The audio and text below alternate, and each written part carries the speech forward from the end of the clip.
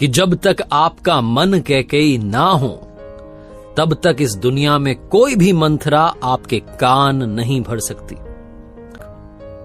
राजा दशरथ को सबसे प्रिय जो रानी थी उनका नाम था कैकेयी। कैकेयी राजा दशरथ के साथ में युद्ध में भी जाती थी क्योंकि उनको युद्ध कौशल के बारे में भी काफी कुछ पता था। एक बार देवासुर संग्राम हुआ था, देवताओं और असुरों के बीच में संग्राम चल रहा था। तो देवराज इंद्र ने राजा दशरथ से कहा कि आप हमारी तरफ से आइए, सहायता कीजिए। राजा दशरथ वहां गए और एक तीर आकर के उनके सारथी को लग गया।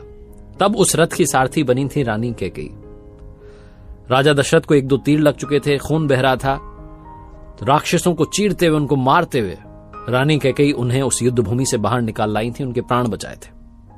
राजा दशरथ ने कहा कि मांगिए, आपको क्या वर मांगने हैं, आप 2 वरदान मुझसे मांग सकती हैं।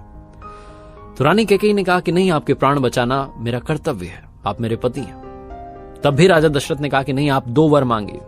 रानी कैकेयी ने कहा कि अभी नहीं, अभी कुछ नहीं मांगना, कभी समय आएगा तो मांगूंगी। अब आते हैं उस समय पर जब महाराज दशरथ ये घोषणा कर चुके थे कि उनके सबसे बड़े राजकुमार राम का राज्याभिषेक होगा। प्रभु श्री राम का राज्याभिषेक होने वाला था। इस बात को सुनकर अयोध्या में हर कोई खुश था, प्रफुल्लित था। यह बात जब रानी कैकेयी को पता चली तो वो भी बहुत खुश हुई, क्योंकि वो भी राम को बहुत लाड करती थी, प्यार करती थी। लेकिन तभी उनके कक्ष में पहुंचती है मंथरा, जो जाकर के कैकेयी को कहने लगती है कि अगर राम राजा बन गए तो मां कौशल्या राजमाता बन जाएंगी और आप तो दासी बनकर रहेंगे। मुझमें और आप में क्या अंतर रहेगा। और कैकेयी के कान वो भरती चली गई, कहती चली गई कि आपका भविष्य मुझे अंधकार में दिख रहा है। तो कैकेयी ने पूछा कि समस्या तुमने बता दी, समाधान तो बताओ। तो समाधान बताते हुए मंथरा ने कहा कि याद करो, युद्ध में तुमने प्राण बचाए थे और राजा दशरथ ने तुमसे कहा था कि 2 वर मांगो, तुमने मांगे नहीं थे। आज वो समय है, वो दोनों वर मांग लो।